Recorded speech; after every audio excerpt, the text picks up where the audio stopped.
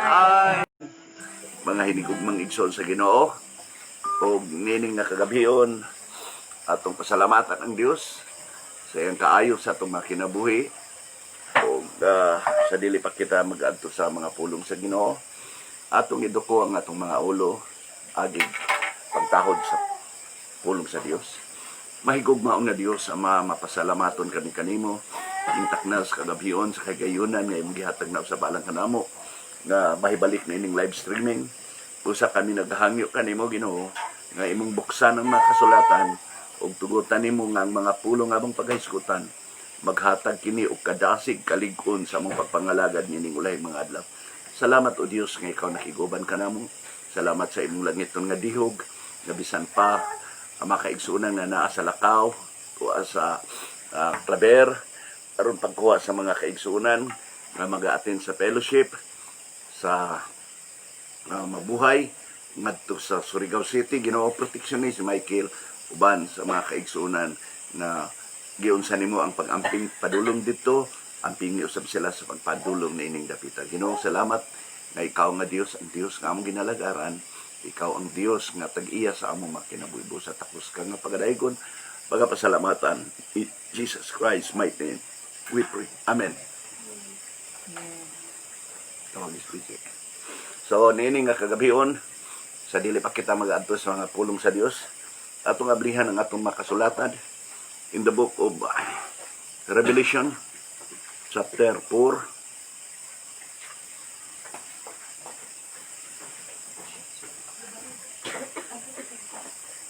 Verse 1, After this I looked, and behold, a door was opened in heaven, and the first voice which I heard was as it were of a trumpet, talking with me, which said, Come up higher, and I will shew thee things which must be hereafter.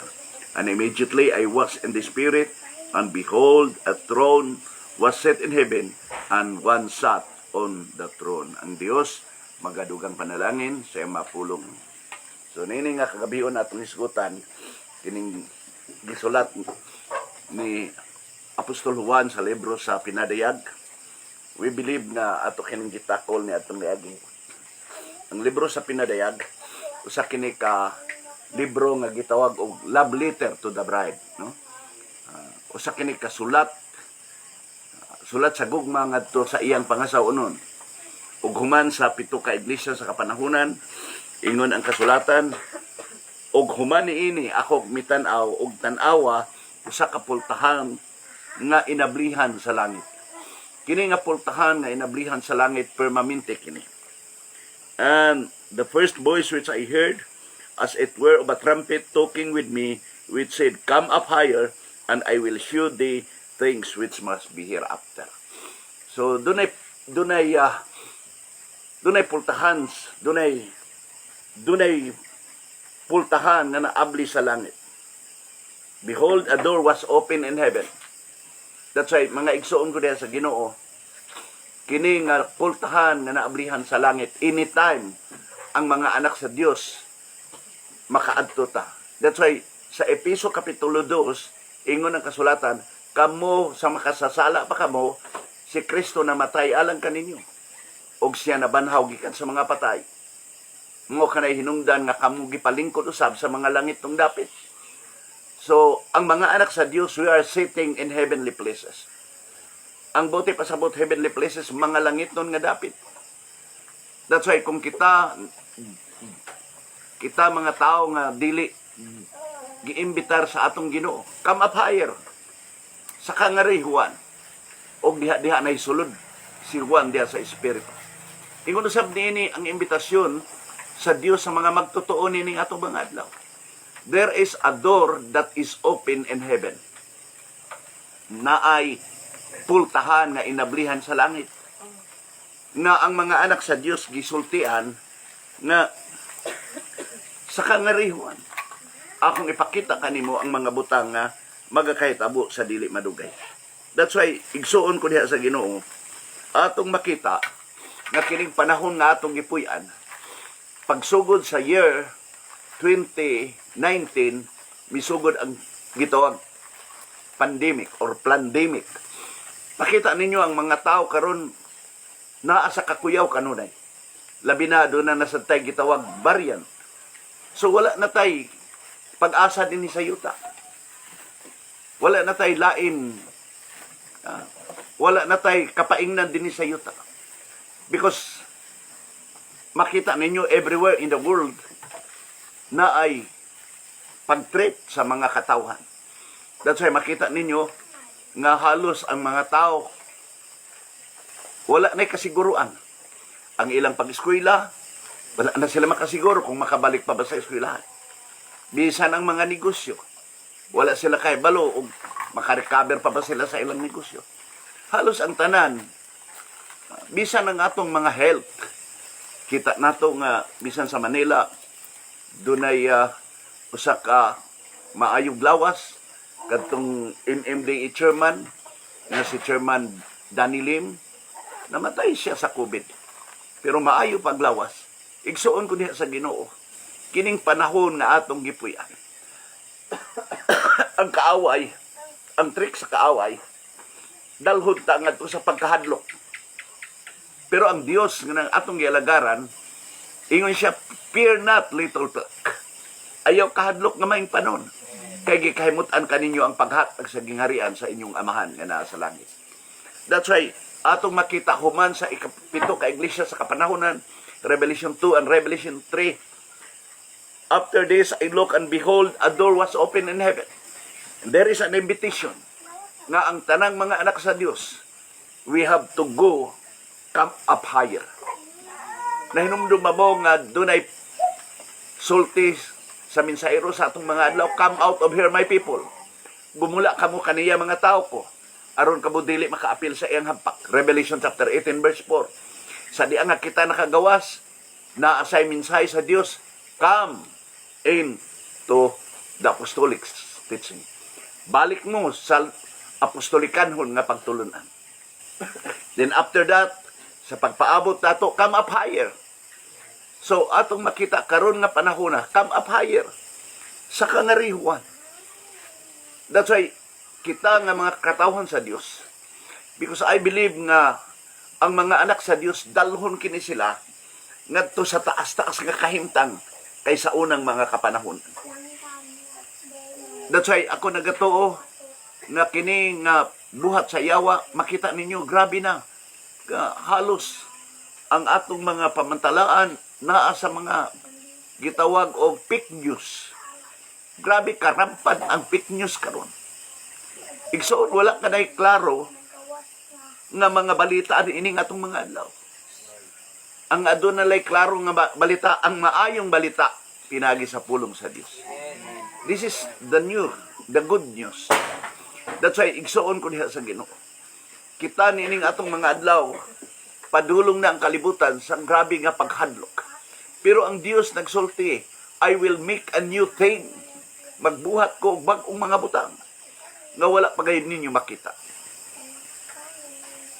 Ang Dios nining atong mga adlaw, magbuhat siya og dagko nga mga butang, bag-o nga mga butang. That's why ako nagkatuo nga paingon na kita sa bag-ong dispensasyon. Na ay bag-o nga dispensasyon nga ibutang sa Dios sa atong taliwala. That's why ang mga magtotoo giingnan sila, come up higher. Sa kangarihuan, akong ipakita kanimo ang mga butang nga magakahitabo sa dili madugay. Og diha-diha na hisulod ako sa espiritu. Og tan-awa. Matong panhuan. Ingon dila, tan-awa. And immediately I was in the spirit, and behold, a throne was set in heaven. Og ang trono gibutang sa langit. And one sat on the throne. Na ay naglingkod sa trono, dili tulo. Unya na ay usa nga naglingkod sa trono. And this is no other than our Lord Jesus Christ. Because ingon ang kasulatan sa Revelation chapter 3 verse 20, maingon nga ako nagmadaogon, 21, nga gitugutan sa paglingkod uban kaniya nga magbadaogon, tugutan ko sa paglingkod uban kadako sa akong mahimayaon nga trono. Maingon nga ako nagbadaogon ug gitugutan sa paglingkod sa trono sa akong amahan. Revelation 3:21. Mao nga igsuon ko diha sa Ginoo. Kita nining atong mga adlaw na ay trono nga giandam sa Dios sa iyang gipang-imbitar, come up higher. sa kangari. Muna nga ang mga Kristohano nining atong mga adlaw, bisan pa moabot pa ang gitawag another variant. Dili angay nga mahadlok ang mga anak sa Dios. Kay ang Dios nagsulti. Ingon si Apostol Pablo ngadto kang Timoteo, but God did not give us the spirit of fear. Ang Dios wala maghatag kanatong espiritu sa kahadlok ug katalaw, kundi espiritu sa gahom ug maayo nga kaisipan. Igsoon, sound mind. Power and sound mind. We have power nga gihatag sa Dios. That's why kita nga mga Kristohano nining ulahing mga adlaw, atong andamon ang atong mga kasing-kasing. Because dunay bag-o nga era nga buksan ang Dios sa atong mga adlaw. Bag-o nga dispensasyon.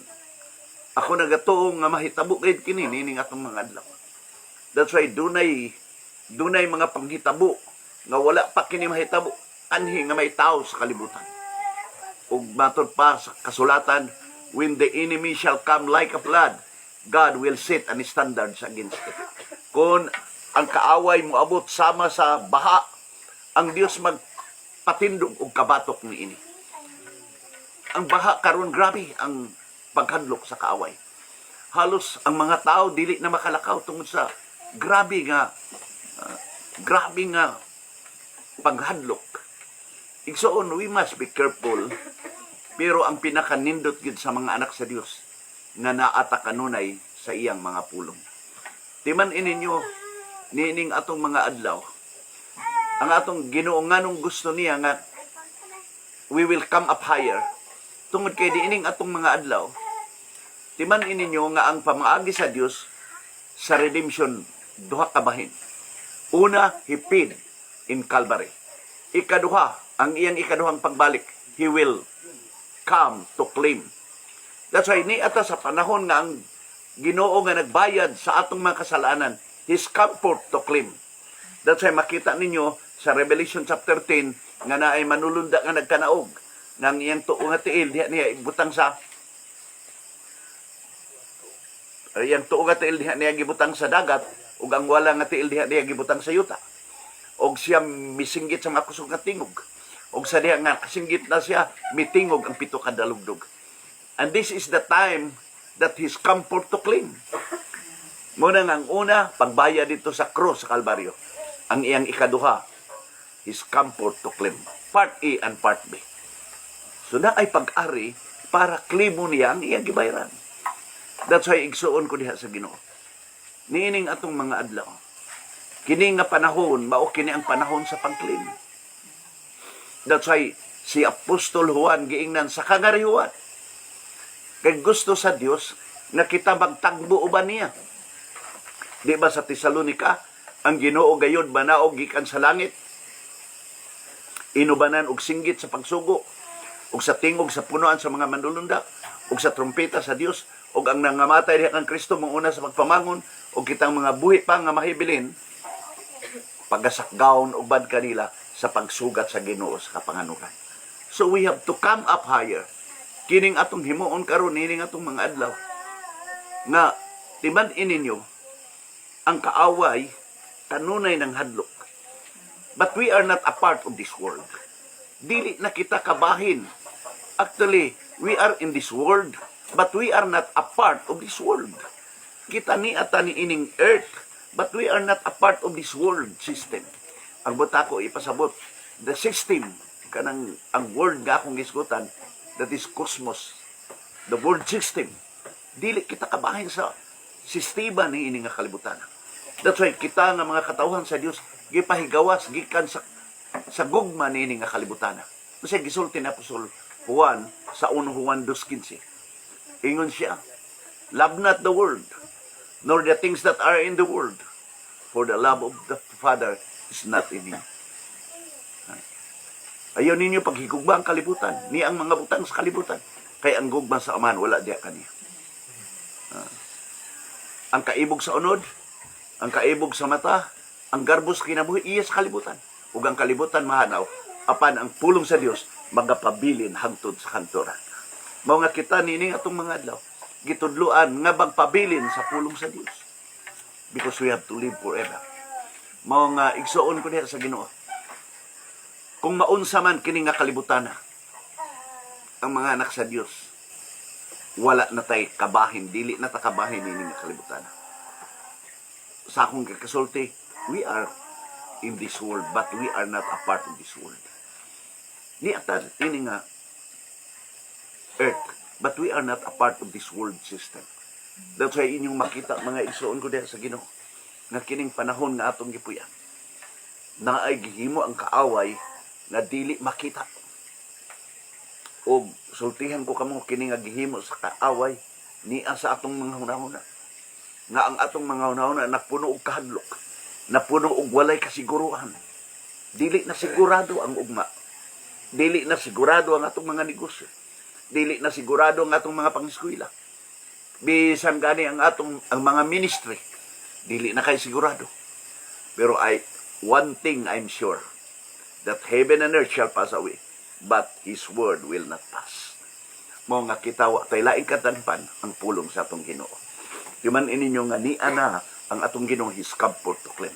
Mao bitaw nga kung inyong tanaon sa atong mga adlaw, ang gabahanang manulunda nga nagkanaog, nga ang iyang tuo nga tiil, ang iyang tuo nga tiil diha niya gitunob sa dagat, ug ang wala diha niya gitunob sa yuta.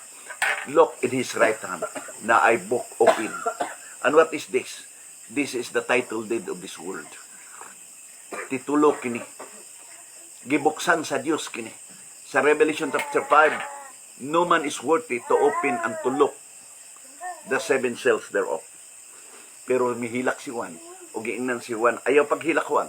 Tanawa ang leon sa banay ni Juda, nagmadaugon, og siya makahimo sa pagtangtang, o sa pagtanaw, sa libro, o sa pagtangtang sa pito ka mga silyo ni ini. Ang leon sa banay ni Juda, pagtanaw ni Juan, duguan nga kordero.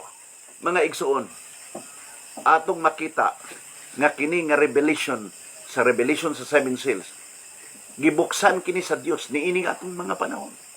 Wala kini gibuksan sa panahon ni Pablo, sa panahon ni Irenaeus, ni Martin, ni Columba, ni Luther, ni Wesley.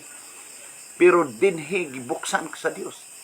Nagsugod kini pag-abli ang pito ka mga silyo ni atong February 28, 1963. This is a priest revelation for the bride. That's why ikaw igsuon ko diha sa Ginoo. Angay ta malipay kay ang Dios nga atong gialagaran, naghapadayag siya nining pito ka mga silyo. Ang silyo naghisgot og assurance, naghisgot og security, naghisgot og finish work. That's why atong makita ng gamhanang manulunda nga nagkanaog naa sa iyang tuo nga kamot ang basahon nga inablihan. Ibalo ba mo ang sa gisulti sa Dios? Giingnan si Juan, take the little book and eat it up. Uhaa ang gamay nga basahon nga naa sa kamot sa manulunda. Kana kini. Kay tamis kini sa ibong baba pag-abot sa tiyan, pait kini. Busa si Juan mingon, give me the little book. Ug matod pa sa manulunda, take it and eat it up. Kuha kini ug kana kini. Kay tamis kini sa imong baba papan sa pag-abot sa imong tiyan, pait kini. Pagkahuman, ingon then thou must prophesy again before many kings, many nations, many tongues. Igsuon ko diha sa Ginoo. Ang bride nining atong mga adlaw walay laing kanunong kundi ang basahon nga naa sa tuong kamot sa gabahanang manulunda.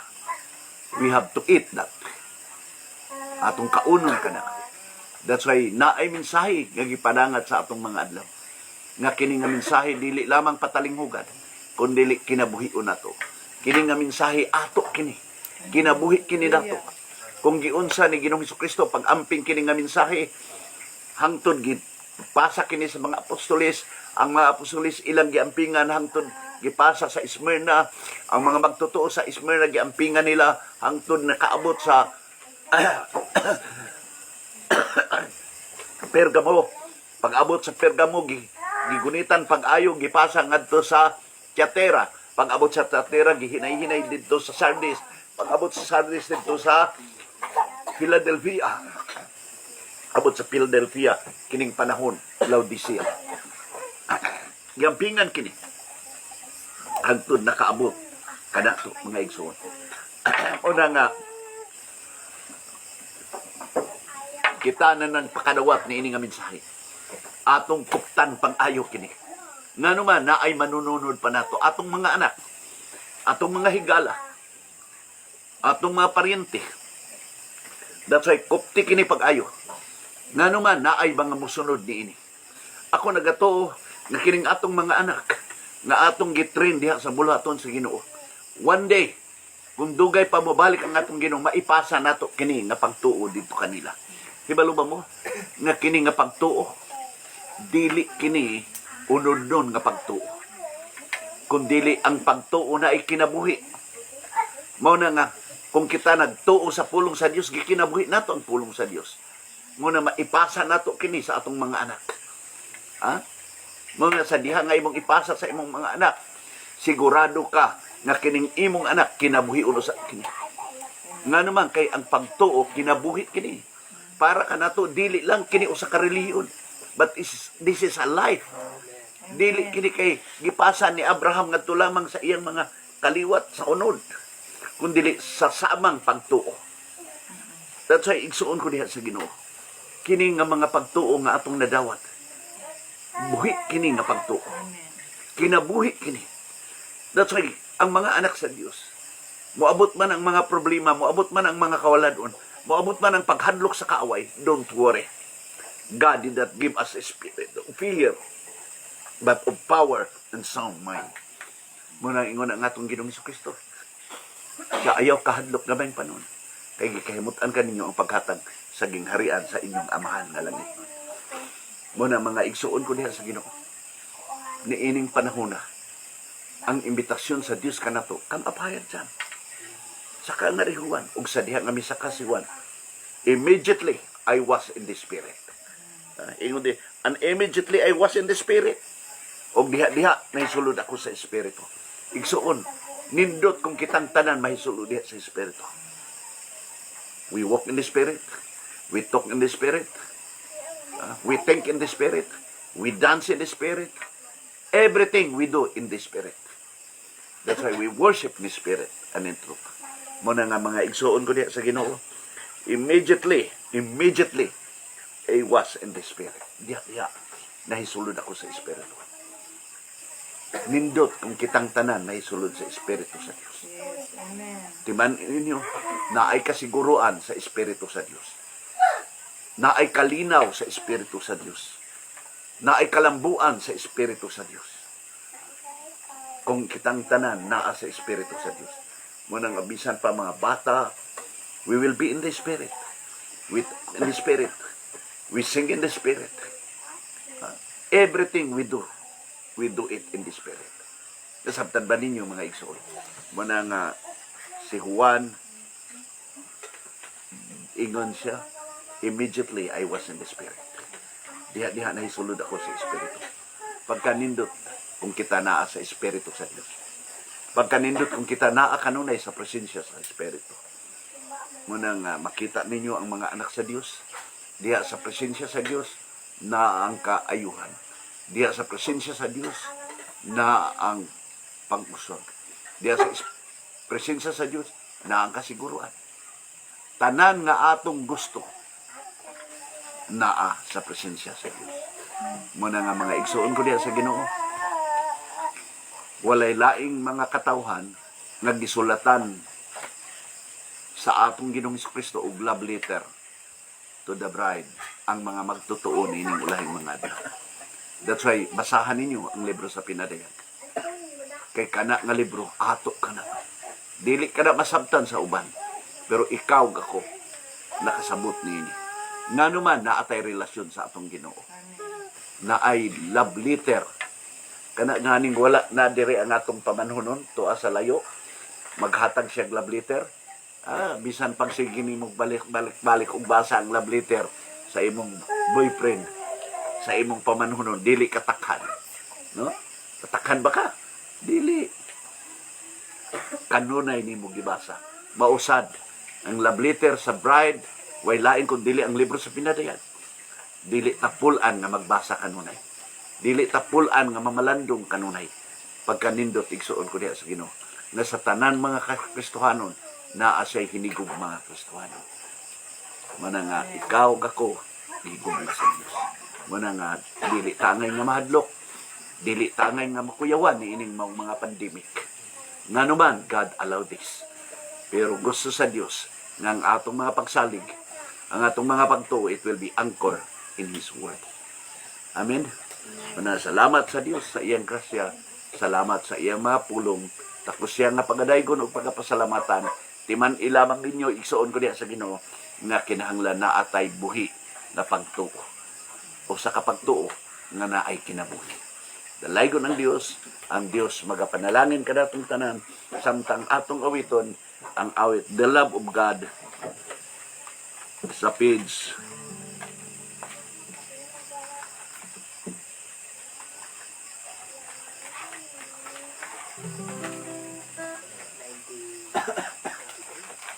93.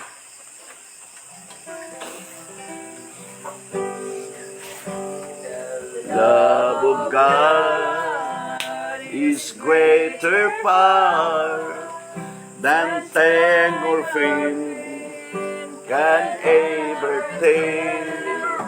It goes beyond the highest star and reaches to the lowest hell. The guilty fear bowed down with care. God gave His Son to weigh His every trial, every concern, and pardon from His sin. O love of God, Oh, love of God, how rich and pure, how measureless and strong, each shall forevermore endure. The saints angels song. With time shall pass away, shall pass away, and earthly thrones and earthly and kingdom fall. and kingdom, when men will give Refuse to pray on rocks and hills and mountain cold. God's love God's love so sure shall still endure, of nature and strong and strong, redeeming grace, to Adam's race. the saints and angels Angel song. song. Could we with it? Oh, love Of God, how rich and pure, how measureless and strong. it shall forevermore endure. The saints and angels song. Could we with ink? With ink, the ocean field, The ocean field and where the skies of parchment meet, of parchment field, where every stalk on earth a quill, on earth a quail, and every man I scribe I trade ascribe to write the love, to write the love of God above, would drain the ocean dry, nor cold the scroll contain the gold through straits from sky to sky. O love of God, love of God, how rich and pure, how measureless and strong, it shall forever more endure. the saints and angels song. Mga hinigugma kong igsoon sa Ginoo, niining uncertain nga mga panahon, Niining dagko nga mga problema nga niabot sa kalibutan. Igsoon, kita mapasalamaton sa Dios nga wala niya biyaya ang iyang iglesia. Ikaw gako gipadalhan og sulat o sa love letter sa bride. Gibuksan ang mga selyo, gihatag sa tuig 1963. Ato kining gigunitan pag-ayo. Igsoon, dili kini aksidente nga ang Dios nga atong gialagaran. Niini pang ulahing mga adlaw, gibuksan ang mga selyo. Para ikaw gako makalakaw nga maminatud-on. That's why, dili tanang mga relihiyon sa kalibutan nga naay labas nga revelasyon ang Dios ipadayag sa atong mga adlaw. It is the bride only. That's why kita atong ampingan ang 7 ka mga selyo. Mao kini ang atong mga kinuptanan ingon nga mga sa uno. Nakita nato ang mga pagpamuhat sa yawa sa unang iglesia. Ikaduha, ikatulo, ikaupat, ikalima, ikaunom, hangtod dining panahon nga atong gipuya. Nakita sa nato ang pagpamuhat sa Dios sa atong mga adlaw. Nahinumdum ba bo? Nga dunay 7, dunay 4 ka mga buhing binuhat sa atubangan sa trono. Ang unang buhing binuhat mao ang usa ka buhing binuhat nga daw leon. Mao kini ang gihatag sa Dios sa una o ikaduhang iglesia. Sunod, buhing binuhat nga murag baka. Ang mga Kristohanon musugot og pamatyon. Nga gidugangan na sad sa Ginoo nga murag naong og tawo apan ang gihimo sa Dios sa atong mga adlaw naglupad nga agila.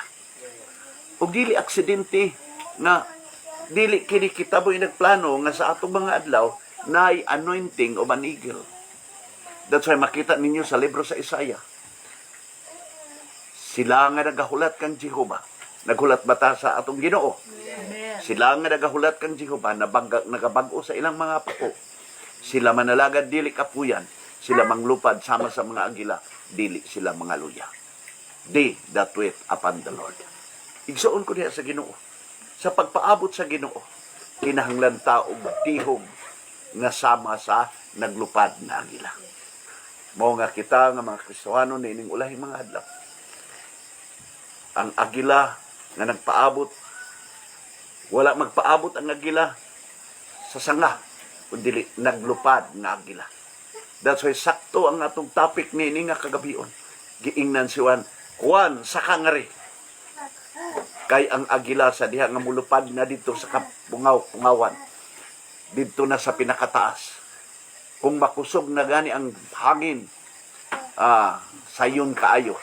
Dili na mangusog ang maong agila. Timunan na lang niya ang hangin. Niya, di na siya mo ingon ana. Kay nga naman, ingon usab ni ana. Ang ampay sa agila, kanang mga dagko nga hangin.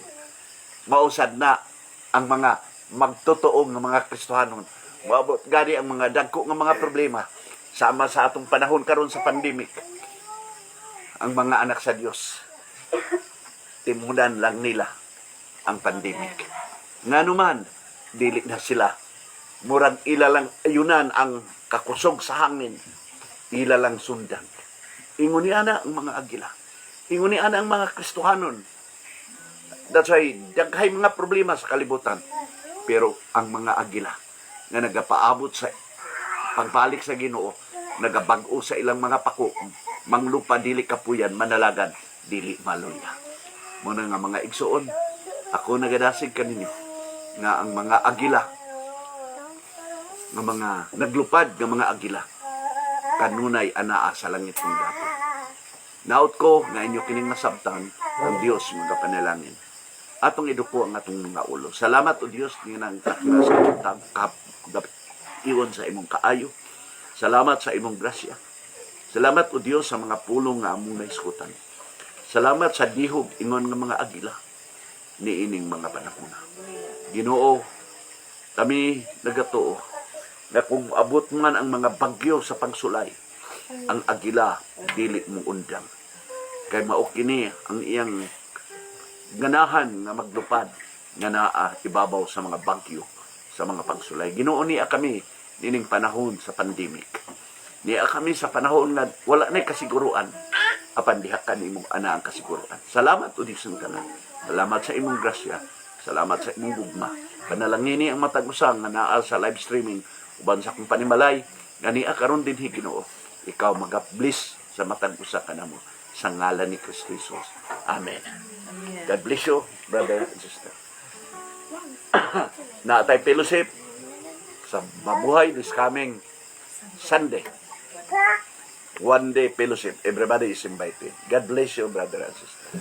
Atong awiton. Thank you, Lord. Thank you, Lord, for your love to me. Thank you. Lord. Thank you, Lord, for your love to me. Thank you, Lord. Thank you, Lord, for your liberty. You've sent a